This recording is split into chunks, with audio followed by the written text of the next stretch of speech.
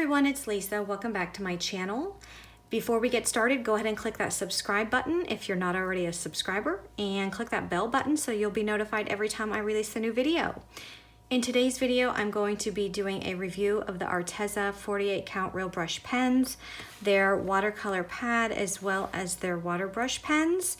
Arteza did contact me to ask me if I wanted to collaborate on some of their products, and when I said sure, they sent me this bundle. And I also did a review of their Everblend alcohol-based markers, and I will link that product down below in case you're interested in the alcohol blending markers, so you can take a look at that. I am going to be reviewing these products. I will be giving you my honest opinion once again, whether or not I feel that it's a good buy, and if you feel like after watching this video that you do want to purchase any of these products, you'll need to look down at the description box. There will be links for the United States and the UK. So there's links to all of the products, and there is a code that you can use for 10% off. So be sure to look down there if you are interested in any of these products. So first of all, they sent me these real brush pens. This is the 48 count. Now on their website, they do have a set of 12, a set of 24, then they have the 48 count, and then they have the 96 count. So if you're really into watercoloring, the 96 count probably has all of their markers. And they also sent me these 6-pack of water brushes, and they're just the difference between them, and I'll open them up and look at them, but just by looking at them, it looks like the width of the brush or the thickness of the brush. And then they also sent me their 32 sheet watercolor pad, and it comes in a bundle of 2. So if you were to purchase this pad, you will get both of these together. These are 9 by 12 inch sheets of 140 pound watercolor paper. So it's pretty thick paper, and you need thick paper when you are doing watercoloring because it will hold the water much better than regular cardstock. And I'm looking down here, and if you were to purchase this, there is a 20% off coupon here for your next purchase on these products. So this Arteza watercolor pad, it's acid-free, cold pressed paper, glue bound, and it's ideal for watercolor techniques and mixed media. So you get 32 sheets in each pad, and you get 2 of them. And I will be using this watercolor paper when I do some watercoloring today. So I'm gonna set that aside. These water brush pens, these are a set of 6. And what you do with these pens, first of all, when you open them up, you can see that the brushes, it's just like a paintbrush, but there's no paint inside. You actually fill these with water, and when you use your real brush pens, you would put some ink down, and you can spread that ink using these tips. So these open, so let me just close this real quick. These barrels open, and then you would put the water inside, and then you would close that up, and there's a little kind of rubber, I guess I wouldn't say button, but you press here, it says push, and when you're ready for some more water to come out, you can push this, and then the water will come down and fill up these brushes, and then you will get your water on your brush, and you'll be able to paint with that. So you can definitely use these with the real brush pens.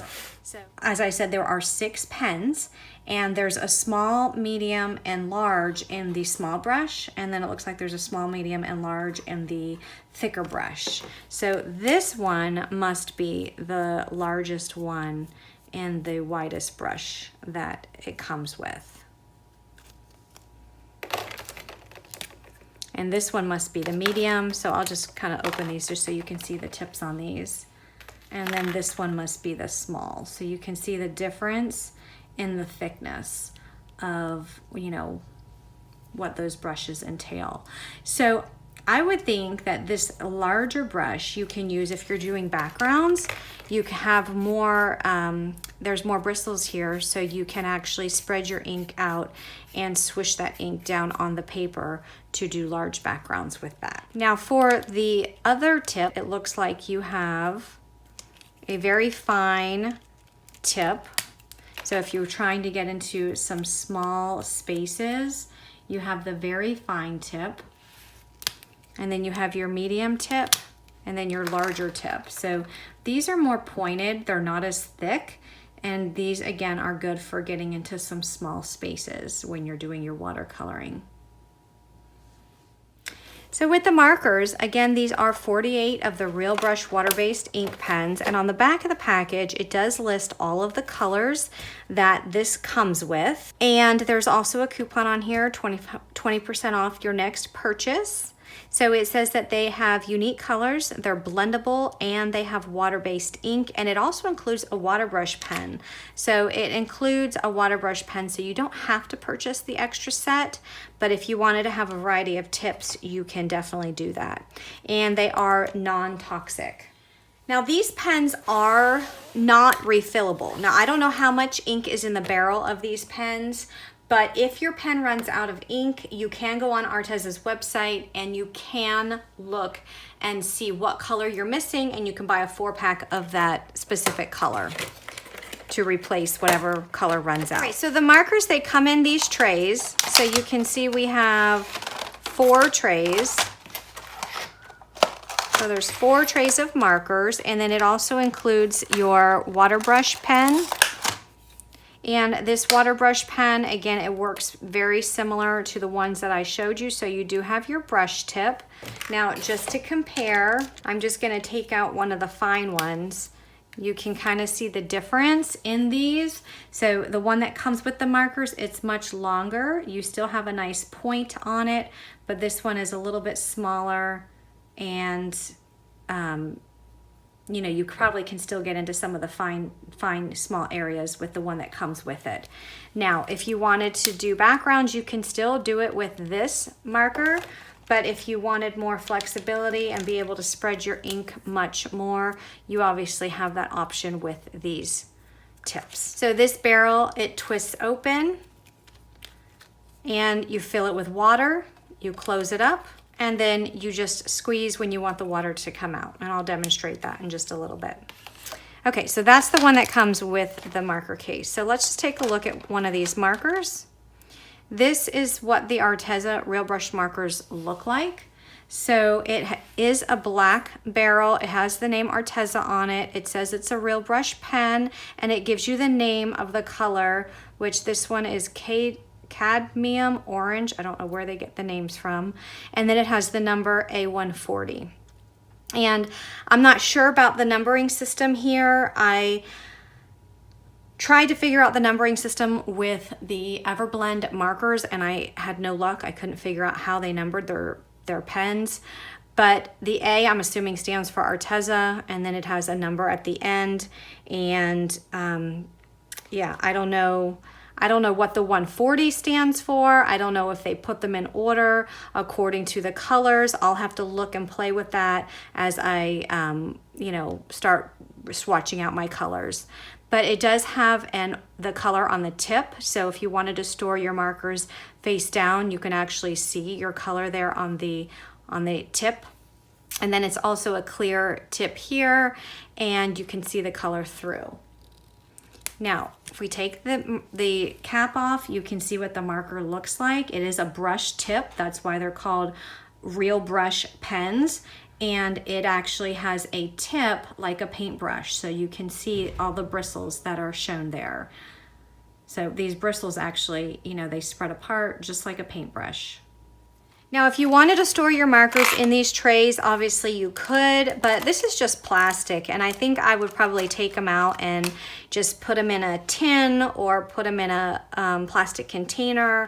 So whenever I get new markers, I always like to do a swatch chart on the paper that I would typically use when I'm coloring with those markers. So I went ahead and tore out a page of the watercolor paper from the Arteza watercolor pad, and that's what I have here. And I just used my ruler and drew some lines here with a pen, and I also wrote down the numbers and the names of each one of the markers. And what I did is I took them in the exact order that they are listed here on this box. Now, just by looking at the colors that are shown here, it looks like they're in some sort of order, at least in some sort of color family. So you can see that the yellows are grouped together, the reds, the pinks, the purples, the blues. So that's what I'm gonna go with. Now, by looking at the numbers, it really, I still don't make sense of how they have done their numbering system. Because, for example, A169 for the orange rust, and then you have A112 for orange, and then it goes into A140 for the cadmium orange. So really those numbers, they don't really make sense because they're not sequential the way that they have them. So I really don't know the numbering system here, but I'm just gonna go with what they show here for, you know, maybe this will give me an idea as far as, you know, what the lightest color is in that color family, and then go up to the darkest color. So we'll see as I swatch this out what this ends up looking like. So if you're ever getting new markers, I suggest you do the same. So again, get the same color paper or same kind of paper that you're going to use when you do your coloring, and swatch everything out. So I went ahead and wrote all the names, and I'm going to go ahead and do a swatch. You'll also need a paper towel, and I always like to have a paper towel handy when I'm doing watercoloring in case I need to clean my brush, maybe get some of the ink off, or if I have too much water, I will put it on the paper towel. And you'll also need your water brush, and I'm going to use the water brush that came with the set. So I've already filled it with water, so this barrel has water in it. And the first thing that you're going to need to do is, right now my tip is dry, so my brush tip is completely dry. So I'm just going to squeeze this with some water, and the water, you can, I don't know if you can see, but it comes down into the tip here. And you can see, well, I don't know if you can see, but I just put a drop of water there on my paper towel. So now my brush has some water on it, but if it has too much water, you can just wipe it up on the paper towel so that it's still a little bit wet, but not drenched in water, because you definitely don't want it drenched in water when you're doing watercoloring. So I'm gonna go ahead and swatch these out. I'll let you watch as I do my swatch. And I'm gonna set this to music, and I'll be back when I finish the last color.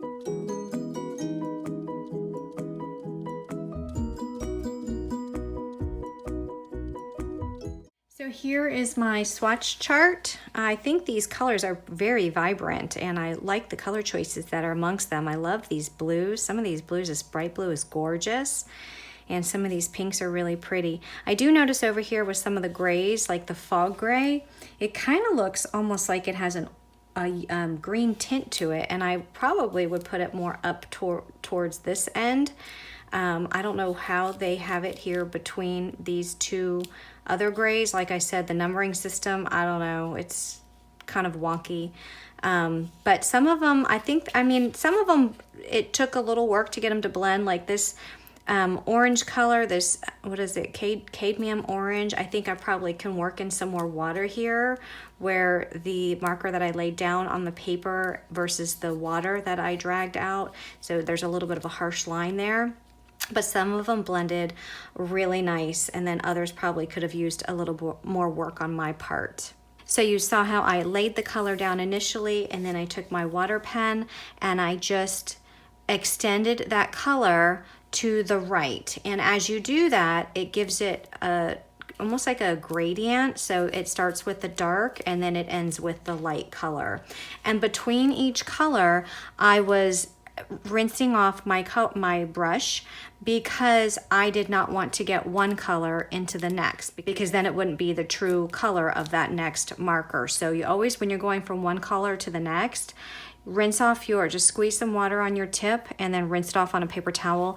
Unless you're blending two colors, that's a different story. But if you don't want to mix the colors, you definitely need to clean off your brush tip. So a couple things I want to point out before I show you some coloring techniques is that when you are stamping your images, and I did stamp this onto the watercolor paper from the Arteza paper pad, you could also use other watercolor papers. You can even use the Bristol Smooth cardstock to do the watercoloring, but I'm going to show you what this is like on the Arteza watercolor paper. And that paper has a texture side and it has a smooth side. And I stamped on the texture side. And when you're stamping, you need to use an archival ink, because the archival ink, it dries fast. So this is the Stamps of Life. It's the Forever Black archival ink, and you can see, I don't know if you can see, but on the back it does say that it is water-based and it dries fast. So you want an ink that's definitely going to dry fast, so that when you add water, it's not going to smear. So this is one type of ink that you can use. You can also use your VersaFine Onyx Black ink. So you can also use this ink, and when you use this ink, you would need to do some embossing. So after you stamp it out, it doesn't dry as quickly, but then it gives you time to put some clear embossing powder on it, and then use your heat tool to melt that embossing, and then you can do your watercoloring that way. You can also use the StazOn ink in Jet Black. So there are some various inks that you can use. So I went ahead and stamped this with my Forever Black ink from the Stamps of Life. And I did it a few times because I want to show you some different techniques on using your watercolors. I'm going to be using the light magenta, and I'm also going to be using the true blue. And I'm using the flower stamp. This is from the Stamps of Life Tropical to Stamp set. So it has a couple flowers and a couple leaves and some sentiments there. So the first technique that I want to show you is that you can actually take your real brush pen and you can just color directly on the paper. So you don't have to use watercolors. So this is just me coloring directly on this flower.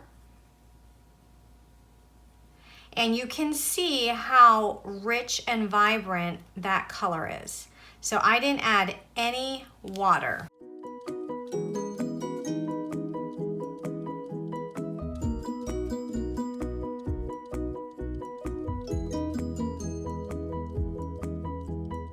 So you can see that it's just like a paintbrush. So you can treat it as you're coloring like a paintbrush, because it does have that brush tip. So there's what it looks like, just the marker to the paper, no water added. So I'm just gonna write on here, no water, so that we can compare them later on. So this next one, I'm gonna wet the paper with my water brush. So I'm just gonna apply the water to the paper using just the water pen or the water brush. And then I'm gonna come in here with my marker, and you can see just by adding that little bit how it's actually spreading out on its own on that paper. So you wet the paper first, and then again, treat this like a paintbrush, but you can see how it's not as vibrant, but you can also see how the ink, it just kind of spreads. And I have my fan on in here, so I think it's actually drying this paper a bit. So I'm gonna do each one of these petals separately. So notice I just put the water on there, and then adding the ink. So I'm gonna come over here and do the same thing. So put the water on there, add the ink, so you can see it's not as vibrant. It's more of a faded out, a washed look. And depending on how much water you add, that also depends on how vibrant it's going to be.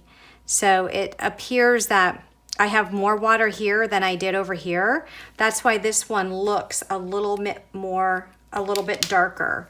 I can actually come in here with my water brush and just add some more to lighten up some of that color. And then I can rinse off that tip, just rinse some of that ink off on my paper towel, and see how that's lightening that color up just by adding more water.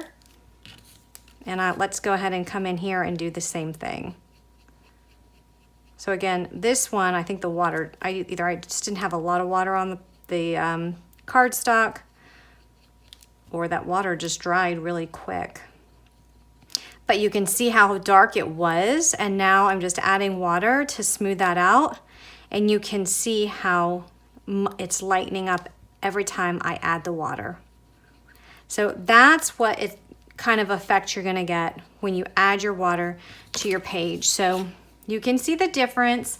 This is no water. This is water first and then ink. So we'll say water, then ink. Okay, and we'll just set that aside to dry. So with this one, you can add your marker directly to the paper. I did not wet my paper. Then you can come in and you can pull that ink out, and it gives it a little bit of a washed look. It makes it more vibrant at the tip where there was no water, and then it's more of a washed out, almost like a gradient look as it expands. So here again, I'm adding the ink. There's no water applied until now, and then I'm just coming in and just adding that water to spread that ink out. Okay, and that's very similar to what I did on my swatch chart, where I added the ink and then put the water on it and expanded it off to the left or off to the right. So you can see with this technique, you can obviously have a more vibrant center and then just a washed out look towards the bottom of the petal. And if you want to remove some of the harshness, I mean, if there ends up being any harshness, just bring your water brush and just go over it again. And you can go over this as many times as you want. If you wanted to reapply more color and then extend it out some more, you can do that. That we're gonna say ink, then water. Okay, I wanna show you another way that you can use your water real brush pens. Here I'm gonna use two different colors. One is gonna be the true blue and one is gonna be the light magenta. Now I don't know if I mentioned this to you, but all of the blues, those were with the true blue color. That's the color that I have been using. So here we're just gonna combine some colors. And this first case, I'm not gonna use any water. So I'm gonna start out with my blue. I'm gonna add it directly to the paper. There's no water here at all. Now I'm gonna come in with my magenta a little bit over top of that blue, and I want you to notice now you've combined two colors and we have a purple. And then if I just extend that out, it's gonna be purple leading into the magenta. And I'm just gonna come back in with my blue and just make that a little bit darker. So isn't that pretty? Look at that, how you can blend those two colors. Now, be careful because some colors, if you blend them, they might turn like a mushy, like maybe an ugly brown. But the blue and the pink, they make the purple. And I think that looks pretty because now it makes it look like you have a three-tone petal. Isn't that gorgeous? So I'm just gonna color the rest of these petals up just so you can see what that's gonna end up looking like.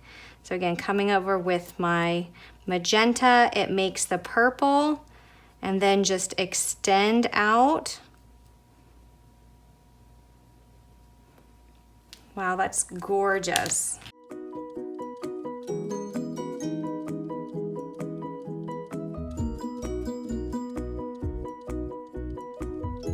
Isn't that pretty? I just love the look of that. Look how vibrant that is.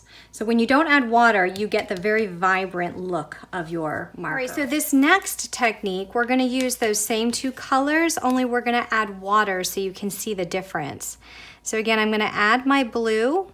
Right now, it's going on dry paper. Then I'm gonna add my magenta, but I'm gonna extend where that blue ends and come out into the cardstock. Then I'm going to take my water brush and I'm just going to color over that and extend it out to fill the entire petal. And look how pretty that is, guys. That actually gave me a nice blue and into a purple. That's so pretty.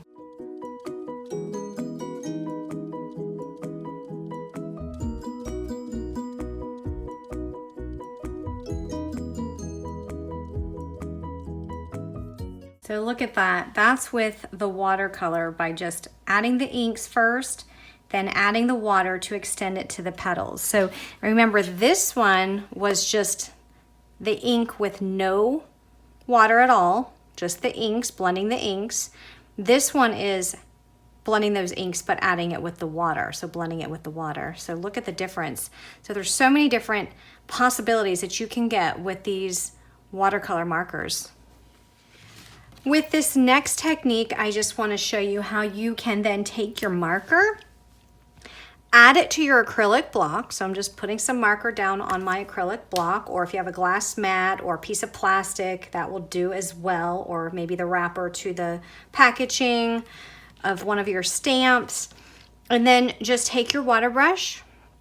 You can pick that up with some with the brush on your water brush, and then you can lay your ink down.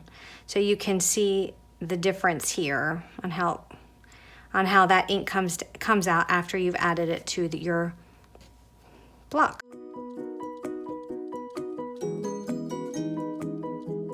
So you can see that it is a little bit lighter. This one had more ink than the other petals. So if you want to lighten it up, you can just add more water there.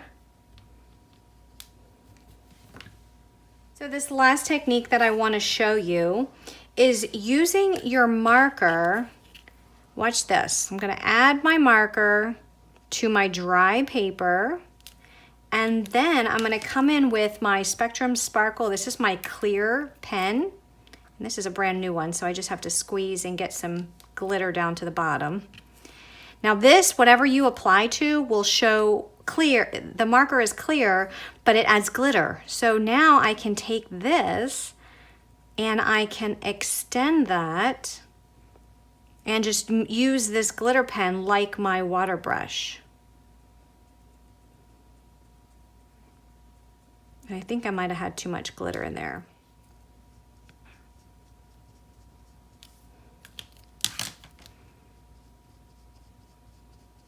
So look at that. Isn't that gorgeous? Now, you probably can't see the glitter on the screen, but I promise that it is there. So let me color this up, and I will bring this closer so that you can get a better look at this.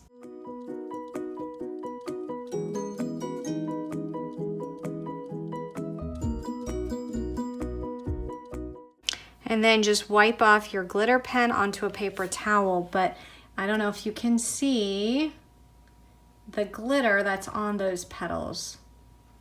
There you go. Can you see that? Isn't that pretty? Oh, I love that. So using your glitter pen in place of your water brush. So I'm just gonna put on here glitter pen.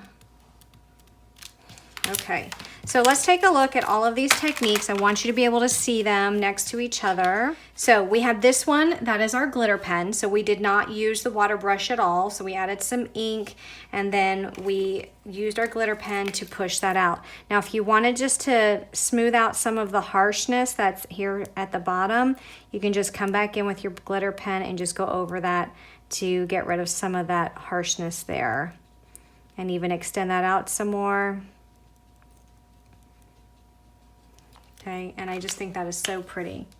Okay, so then this one is when we put the ink on the acrylic block and we picked it up with our water brush, and then we added then the water brush to the paper. So this one, it's a very lightened look, and it pretty much looks like almost one shade throughout all of the petals by doing it that way, but it's a much lighter look.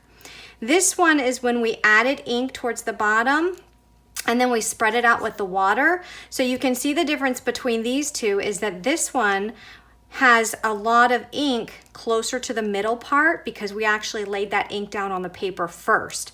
Whereas this one, we did not. So this one's darker in the middle because we added the ink directly to the paper and then spread it out with our water brush. Very similar to how we did this, only this we used the glitter pen. This one is where we added water to the entire piece and then we added the ink and just spread that out with the ink. So these two are a little bit similar, I think. This one is no water at all. So you can see the vibrancy between these techniques. So when you add the water, you get a lightened image. When you don't add water, it's more vibrant. This one is when we did two colors with no water. So we did the blue towards the middle, and then we took our magenta and we just spread that out, and you can see that it made that purple color, but it is so vibrant. And then this is the same two colors as this, only this is with the water. So we added the ink first, the blue and the magenta, and then we took our water brush and spread that out, and you can see there's a lot of purple color coming off with this, and I really love how that looks. So my thoughts, all in all, I thought these were great markers.